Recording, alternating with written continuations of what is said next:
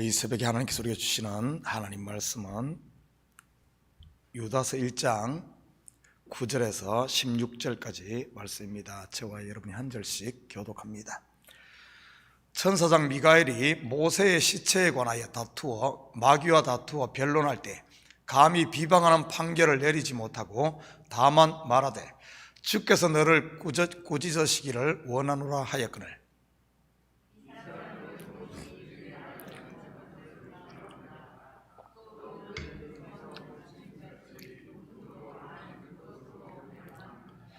화 있을진저 이 사람들이여 가인의 길에 행하였으며 삭설 위하여 발람의 어그러진 길로 몰려갔으며 고라의 패역을 따라 멸망을 받았도다.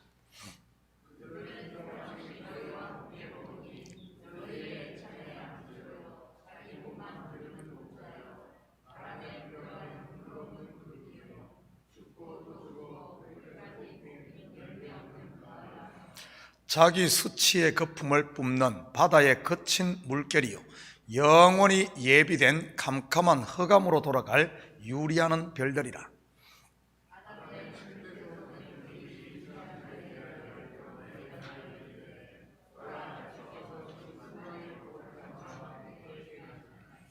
이는 무사람을 심판하사 모든 경건하지 않은 자가 경건하지 않게 행한 모든 경건하지 않은 일과 또 경건하지 않은 죄인들이 주를 거스르 한 모든 완악한 말로 말미암아 그들을 정죄하려 하심이라 하였느니라.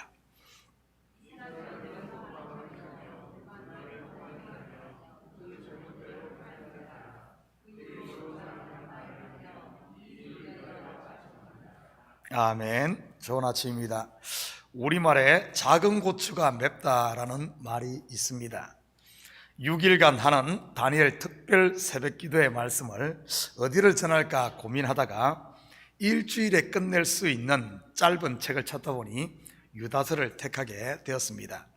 그런데 지금까지 유다서를 수도 없이 많이 읽었지만 이 속에 이렇게 당을 지어 교회를 분열시키는 이단에 대한 정확한 진단과 예리한 처방이 있는 줄은 몰랐습니다.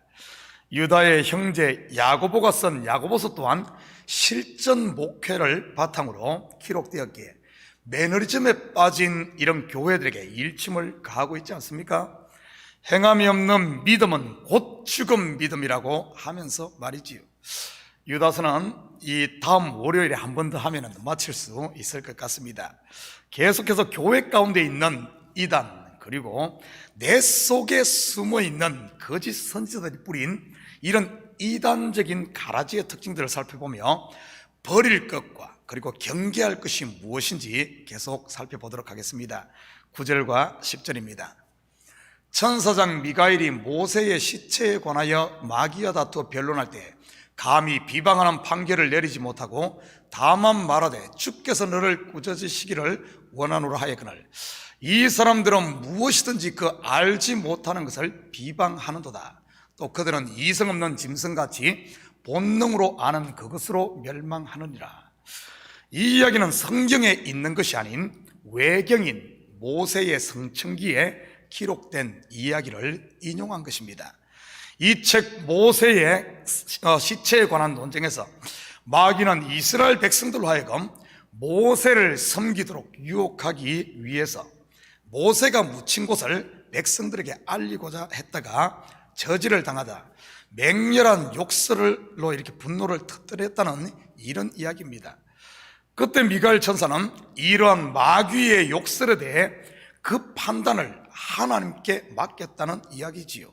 같은 맥락의 이야기를 우리는 사도 바울의 서신서에서도 만나볼 수 있습니다. 로마서 12장 19절에서 21절입니다. 내 사랑하는 자들아 너희가 친히 원수를 갚지 말고 하나님의 진노하심에 맡기라. 기록되었을 때 원수 갚는 것이 내게 있으니 내가 갚으리라고 주께서 말씀하시니라. 내 원수가 줄이거든 먹이고 목마르거든 마시게 하라. 그리함으로 내가 숯불을 그 머리에 쌓아 놓으리라. 악에게 지지 말고 선으로 악을 이기라. 옳고 그름의 최종적 판결은 누구에게 있습니까? 오직 하나님께 있지 않습니까? 심지어 미가엘 천사조차도 그 판결을 하나님께 맡겼지요. 그런데 거짓 선생이나 이단들은 자기가 하나님의 자리에 앉아 하나님 노릇을 하며 비방을 일삼다는 사실입니다. 누구는 잘났네, 누구는 못났네, 설교가 맞네, 틀리네, 이 교회가 썩었네, 잠들었네 하면서 말이지요. 정말 그 속에 하나님의 성령이 있다면 그럴 수 있을까요? 나의 주인이 하나님이다, 다른 형제의 주인 또한 하나님인데 말이지. 야곱의 12아들이나 예수님의 12제자들을 보면 한 명 한 명의 캐릭터가 전부 다 다릅니다. 그래서 야곱은 12아들을 축복할 때도 너희들 모두 영권, 인권, 물권의 축복을 받을지어다 하고 도매금으로 축복하지 않았습니다. 창세기 49장을 보면 한 명 한 명에게 그 분량대로 축복을 했지요. 확인합니다. 창세기 49장 28절입니다. 이들은 이스라엘의 12지파라. 이와 같이 그들의 아버지가 그들에게 말하고 그들에게 축복하였으니 곧 그들 각 사람의 분량대로 축복하였더라. 겉으로만 보면 누구에게는 많이 주고 누구에게는 적게 주는 것 같지만 실상은 그들 한 명 한 명에게 딱 맞는 전부 100%의 축복을 했다는 이런 의미입니다. 하나님이 만드신 만물을 봐도 모두 다른 모양, 다른 기능, 다른 능력으로 창조된 것을 보게 됩니다. 주인의 뜻에 그리고 주인의 필요에 따라 창조된 것이지요. 그런데 우리는 너무 쉽게 거북이와 같은 형제를 보며 게으르고 느리다고 비방을 하지는 않습니까? 때로는 토끼와 같이 빠른 형제를 보고는 너무 성급하다고 비방하지는 않나요? 그렇게 판단하는 사람의 기준이 무엇일까요? 바로 자기 자신 아닌가요? 자기보다 느리면 느린 것이고 자기보다 빠르면 성급한 것으로 말이지요. 바로 자기가 하나님의 자리에 앉아 주인 노릇을 하고 있는 것입니다. 다시 말해 하나님을 바로 알지 못하면 누구나 이렇게 자기 중심, 곧 짐승처럼 자기 본능으로 행동을 하게 된다는 말입니다. 보는 대로 판단하고 내 감정대로 분내고 자기 멋대로 행동하는 것들 말이지요. 우리 가운데 이런 분들은 없습니까? 아니면 내 속에서 이런 것들이 툭툭 튀어나오려고 하지는 않습니까? 혹시 내 속에서 이런 부분들이 발견되거든 다시 그냥 덮어두지 마시고 십자가 앞에 쏟아 놓으시기를 축복합니다. 그런 것들 속에 쌓아두면 어떻게 되는 줄 아십니까? 11절입니다.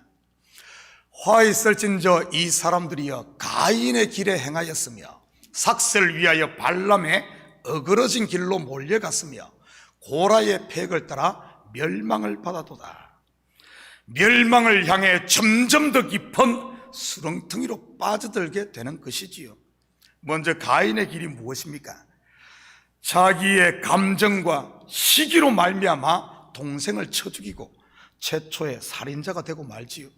그는 평생을 그리고 나서 유리하는 자가 되고 맙니다. 이는 곧 안식의 땅에 이르지 못하고 광야만 떠돈다는 말이기도 하지요. 꼭 칼이나 돌로 사람을 쳐 죽이는 것만이 살인이 아닙니다. 이런 것보다 더 무서운 무기가 바로 혀라는 무기지요. 뱀의 입에서 나오는 거짓말이라는 독이 하와를 죽였듯이 말이지요. 내 감정대로 내뱉고 내 생각대로 행동하는 그런 것으로 인해 주위의 어린 성도들이 상처받고 심령이 상하는 것이지요. 저는 개인적으로 교회 가운데 가장 많은 시험의 불씨가 바로 이러한 본능에 따라 내뱉는 말이 아닌가 생각합니다. 너무나 쉽게 보는 대로 판단하고 자기 감정대로 내뱉는 말이나 비방의 말이지요. 이것이 가인의 길이 될 수 있음을 잊지 마시기 바랍니다. 두 번째는 삭슬 위한 발람의 어그러진 길이 무엇일까요? 자기 자신의 이익을 위해 하나님의 뜻을 저버리고 이스라엘을 우상숭배의 죄에 빠지게 한 이 발람 선지자, 이 일로 인해 이스라엘 백성들 2만 4천 명이 죽임을 당하게 됩니다. 한 사람 자기의 배 채우겠다고 2만 4천 명의 생명을 희생시킨 발람의 패역이 우리 가운데는 없을까요? 교회야 어떻게 되든, 하나님이야 어떻게 되든, 함께 신앙생활하고 있는 형제 자매야 어떻게 되든 오직 자기 감정만을 쫓아 자기 이익밖에 모르는 이런 어리석음들 말이지요. 우리 성도들은 주위를 좀 두루두루 살펴보면서 살았으면 좋겠습니다. 그리고 고라의 패역은 무엇을 말하는 것일까요? 출애굽 당시 이스라엘을 이끈 지도자는 모세였고 대제사장은 아론이었습니다. 이들의 권위는 하나님께서 부여한 것이었지요. 그런데 고라의 무리들은 당을 지어 이러한 하나님이 준 권위에 도전을 했던 것입니다. 한마디로 숫자 많으면 제일이고 목소리 크면 장땡이라는 식으로 말이지요. 그러다가 하나님의 심판으로 땅이 입을 벌려 그들의 가족과 모든 소유를 삼켜버렸습니다. 이러한 고라의 패역과 같은 것들이 현대 교회 가운데도 얼마든지 있을 수 있다는 사실입니다. 자기 마음에 안 들면 당을 짓고 숫자로 밀어붙이려고 하는 이런 일들 말이지요. 분별력 없고 하나님을 알지 못하는 어리석은 사람들을 앞에 세워 교회를 대적해 하는 이런 일들 말입니다. 우리나라 70년대, 80년대 대학가에서 많은 반정부 시위들이 있었습니다. 저희 학번이 88학번인데 그 데모를 하던 마지막 세대였습니다. 그때도 보면 앞에서 체류탄 가스 마시며 돌 던지는 친구들은 뭐가 뭔지도 모르고 남이 하니까 덩달아 사는 경우들이 대부분이었습니다. 저도 돌 몇 번 던져봤습니다. 사람에게 아니고 학교 유리창에 말이지요. 공부하기 싫어가지고. 절대 데모를 주동하는 실세들은 앞에 나서지 않고 뒤에 숨어서 조종만 합니다. 교회에서 역사하는 이단들이나 거짓 교사들도 마찬가지입니다. 당을 지어 교회를 분열시키고 어지럽히려고 하는 실세는 뒤에 숨어 있지요. 그런다고 모르겠습니까? 다 압니다.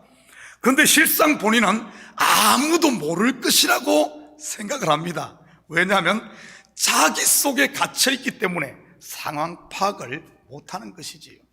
그런데 그 실세인 사람보다 더 뒤에 숨은 존재가 바로 공중 권세 잡은 사단인 것입니다. 속된 표현을 하면 그들은 앞에서 그러는 사람들은 뭐에 씌어서 당을 짓고 하나님을 대적하는 것뿐이지요. 그렇기 때문에 교회에서 이런 시험이나 분란이 일어나면 절대 죄는 미워하되 사람을 미워해서는 안 됩니다. 그러면 영적 싸움에서 지는 것이지요. 사람을 미워하고 상대하다 보면 마귀의 괴계에 속아 더 큰 시험으로 빠지게 되는 것이니까요. 그렇다면 어떻게 이들과 상대해야 되겠습니까? 에베소서 6장 12절입니다. 우리의 씨름은 혈과 육을 상대하는 것이 아니요 통치자들과 권세들과 이 어둠의 세상 주관자들과 하늘에 있는 악의 영들을 상대함이라. 바로 타깃을 정확하게 알고 싸워야 하는 것이지요. 그들 속에 역사하는 이 악의 영 말입니다. 성도는 영의 싸움을 해야지 육의 싸움을 해서는 안 됩니다. 그렇게 하려면 어떻게 하는 줄 압니까? 바로 십자가 앞에 엎드리는 것이지요. 속에서 일어나는 미움과 분노, 원망 같은 것들을 기도하면서 예수 그리스도의 십자가 보혈에 씻어내는 것, 그것이 바로 영적인 싸움입니다. 사단의 속아 앞잡이 노릇하는 사람, 하나님께서 본때를 보여주시라고 기도하는 게 영적 싸움이 아닙니다. 무조건 공중에 대고 사탄아 물러가라고 외치는 것도 영적 싸움이 아니지요. 바로 나를 부인하는 십자가 앞에 나를 내려놓는 내 속에서 일어나는 미움과 시기와 원망과 이런 것들을 결국엔 십자가 앞에 나를 내려놓는 것이 바로 영적 싸움이요 승리의 비결인 겁니다. 내 마음에서 그런 것들이 사라질 때 그 앞잡이 노릇하는 사람들이 불쌍하게 보이게 되고, 그렇게 되면은 사단은 설 자리를 잃어버리고 물러가는 것이지요. 왜냐하면 하나님의 관심은 자기 자녀들을 정금 같은 믿음의 사람으로 만들어 흠도 없고 티도 없는 거룩한 그리스도의 신부를 만드는 것이 하나님의 관심입니다. 교회 가운데 시험이 있고 어려움이 있는 것은 그것을 통해 성도들이 깨어나고 일어나고, 그리고 깨어 기도함으로 말미암아 저 사람이 바로 나구나 하는 것을 발견하고 내 속에 있는 누군가 그러면 다 미워할 것 아닙니까? 온 성도들 마음에 다 미움이 일어납니다. 그런데 그 미움을 그에게 품는 것이 아니라 십자가 앞에 엎드려서 나를 내려놓을 때 그 사람을 통해 온 교회가 정화되어지고 온 교회가 성장되어지고 온 교회가 정금같이 되는 겁니다. 이 비밀을 알아야 됩니다. 이 비밀을. 그러기에 하나님께서는 사단의 역사들을, 교회에 역사하는 것을 그냥 놔두는 이유가, 하나님이 눈이 없어서 놔둡니까? 그것을 제할 능력이 없어서 놔둡니까? 아닙니다. 그를 통해 성도들을 정결하게 하고 성도들을 훈련시키고 성도가 성도답게 되기 위해 만들기 위한 하나님의 한 방법이라는 사실입니다. 이 사실을 우리가 바로 안다면 사단은 어떤가 하면 육의 싸움을 해서 막 이렇게 하려고 했는데 전혀 먹히질 않고 오히려 성도들이 더 정결해진다면 사단이 어떻게 하겠습니까? 그러면 날 살려라. 내가 여기서 그러면 그럴수록 저 성도들 다 정금 만들게 생겼네. 도망가는 것이지요. 그렇다면 교회 가운데 역사하는 이단과 내 속에서 요동하는 육신의 생각들의 결국은 무엇이겠습니까? 바로 심판인 것이지요. 여러분, 성경의 심판은 없애고 죽이고 부수는 게 아닙니다. 심판이 있어야만, 내 속에 거짓이 무너져야만 그 자리에 새로운 성령의 것들이 세워지기 때문에 심판과 구원은 하나의 짝이요, 무너짐과 세워짐은 하나의 짝이요, 저녁이 되고 아침이 되는 것은 하나의 짝이요, 선악과와 생명과는 짝이요, 죽음과 부활은, 생명은 하나의 짝이라는 사실입니다. 하나님이 그렇게 우리를 만들어 가는 것이지요. 16절 계속해서 봅니다. 이 사람들은 원망하는 자며 불만을 토하는 자며 그 정력대로 행하는 자라. 그 입에서 자랑하는 말을 하며 이익을 위하여 아첨하느니라. 지난 새벽에 공부했듯이 참과 거짓은 그 열매를 보면 안다고 했습니다. 그렇다면 이러한 거짓 교사들과 이단이 맺는 열매는 무엇일까요? 바로 원망과 불만과 정욕대로 행하는 것과 자기 자랑과 이익 앞에 아첨하는 것입니다. 다른 것은 분별이 잘 안 된다 할지라도 열매는 분명하지요. 성령의 열매, 하나님 나라의 열매는 생명과 평안과 감사들 아닙니까? 그런데 보십시오. 거짓이 뿌린 가라지의 열매는 불평, 불망, 정욕대로 행하는 것, 자기 자랑, 아첨, 이런 것이라는 게 분명히 보이잖아요. 혹시 이런 것들이 내 속에서 한쪽 구석에서 꿈틀대고 있지는 않습니까? 다른 사람 정죄하지 마시고 매일 십자가 앞에 설 수 있기를 축복합니다. 자기가 자기를 모르겠는 분들은 가장 가까운 사람, 아내나 남편 또는 여러분의 자녀들에게 물어보시기 바랍니다. 아빠 어땠어? 여보 나 어때? 당신은 입만 열면은 불평하잖아. 내가 언제 그랬어? 자기는 몰라요. 자기는 몰라. 자기 자신을 알면은 벌써 그럴 리가 없죠. 좀 물어들 보시기 바랍니다. 만약 위에 열거한 내용이 내 이야기라면 그것은 내 속에 가라지가 있다는, 가라지가 살아있다는 뜻이니 말이지요. 사랑하는 성도 여러분, 오늘 하루도 콩밭 매는 아낙네가 아니라 하나님 나라에 성령의 곡식밭을 매는 그리스도의 거룩한 신부들이 되셔서 가라지를 잘 뽑고 우리 속에 있는 하나님이 주신 성령의 이 씨앗, 성령의 열매들을 우리 잘 키워서 풍성하게 열매를 맺고 이 주인의 기쁨이 되고 또한 주인의 기쁨이 나의 기쁨이 되므로 오늘도 여러분의 삶의 현장에서 하나님의 나라를 누리며 이렇게 사는 우리 복된 식구들 다 되기를 주님의 이름으로 축복합니다. 같이 기도하십시다. 사랑의 아버지 하나님, 참으로 감사를 드립니다. 맞습니다. 이런 가라지들이 다른 곳에 있는 것이 아니라 내 속에 있고 교회 가운데 있을 수 있사오니 하나님, 우리가 항상 깨어 정신을 차리고 내 속에서 이런 불만과 원망과 자기 자랑과 아버지 하나님 아첨하는 것과 내 배만 위하는 이런 가라지들의 열매가 보일 때마다 주님 그냥 덮어두지 말게 하시고 항상 십자가 앞에 엎드림으로 말미암아 우리의 신앙이 정금과 같이 나올 수 있도록 우리 주님 축복하여 주시옵소서.